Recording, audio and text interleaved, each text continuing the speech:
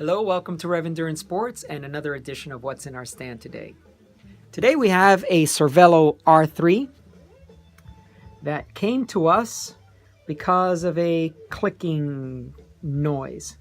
So the first thing we did, the low-hanging fruit is do our pedals, cleats, skewers, checking things that were tight and things like that. And still couldn't find any noise that was repeatable. So I took the bottom bracket out, or I took the crankset out, lubed everything, put it all back together, didn't remove the bearing cups. Customer still had the issue, so eventually through troubleshooting and diagnostic approaches, we found, and it was more the customer found, that there was just a little bit of play in the crankset. So we brought it back in, and I retorqued the bottom bracket, I should say the crank set bolt here to 40 Newton meters with the customer present. And the way these cranksets are designed, these rotor cranksets, they have a lock ring here that you spin, and it's supposed to adjust it to take out the play. Well, what ended up happening is, by the time we would screw this all the way down to try to eliminate the play, and by that time it was putting too much pressure on the bearings and the crankset was not spinning freely. So what we figured out was there's just something defective about this. And it's okay, because we wanted to get rid of this crank system anyway, because we want to move over to Shimano. So with the magic of television and video, I've already loosened all of this, and that's why both crank arms are in the down position. And so we're going to remove this real quick, and then this is what the bottom bracket opening looks like. Now this is a 46 millimeter ID inner dimension, and nice looking job they've done in here, Cervelo. But this is BB Wright and Cervelo's attempt at building a better mousetrap. They wanted to get a bigger and wider bottom bracket so that they could maximize strength in the bottom bracket area. Now this measures a little over 79 millimeters, the outer shell, and 46 inside here. Now, previous edition of BB Wright was 42, so you got to be careful of that. That when you spec out a bottom bracket, that you actually measure what you have. I used to sell Cervelos for about, almost 10 years, but I've lost track of what year they switched from a 42 millimeter to a 46 millimeter. So the best thing always is just measure what bike you have, rather than going and looking at a Google search and then checking out that spec. So this being 79-ish, from now, the more common now is 86 millimeters of outer width on the bottom bracket shell. All right, so we know it's 79, we know it's 46 in here.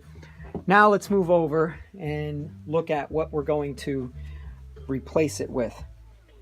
First, this is what came out of it. So these are pressed in cups. I'm not a big fan of pressed in cups.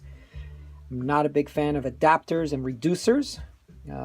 I like things to be exactly the tolerance and the measurements that they're supposed to be. So these are the two cups that came out of it, and they're pressed in, and these were for a 30 millimeter spindle. We're making a transition over to an Ultegra crankset, and Ultegra, or Shimano in general, never adopted the 30 millimeter spindle. Now, in their eyes and all the studies that they've done, and I trust them, they've noticed that there's no real big advantage to having a 30 millimeter spindle. So they continue to make a 24 millimeter spindle. And one of the main reasons is for quality and durability. So that is a steel spindle, and that's what they prefer to have.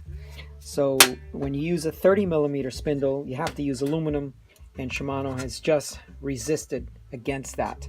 Now, what we're going to do is replace it with an enduro bearing bottom bracket, and I'm a big fan of these. Their quality is very, very good.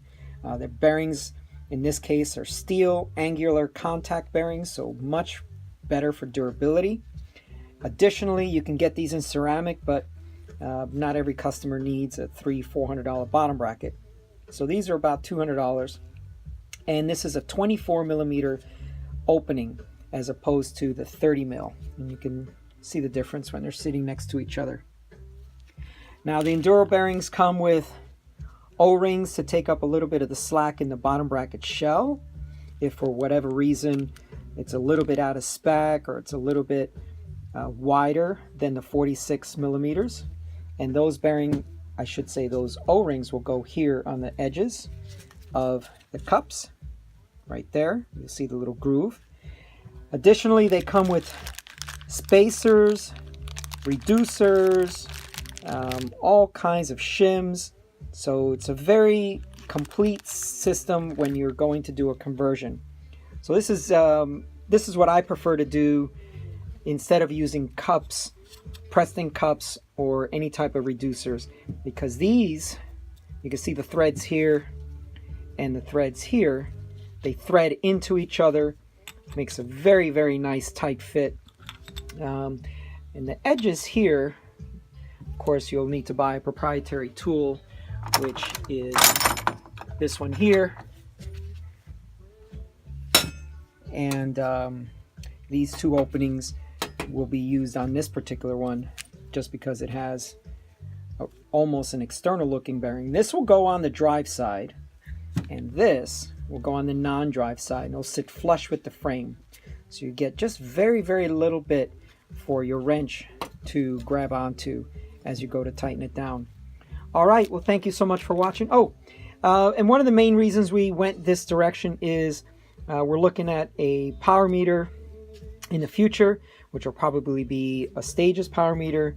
So then we can just replace the crank arm and we'll have power metering. Currently he has a power tap that he's demoing, but it looks like long term we're looking at a Stages power meter. So we wanted to do the conversion over to Shimano for that reason.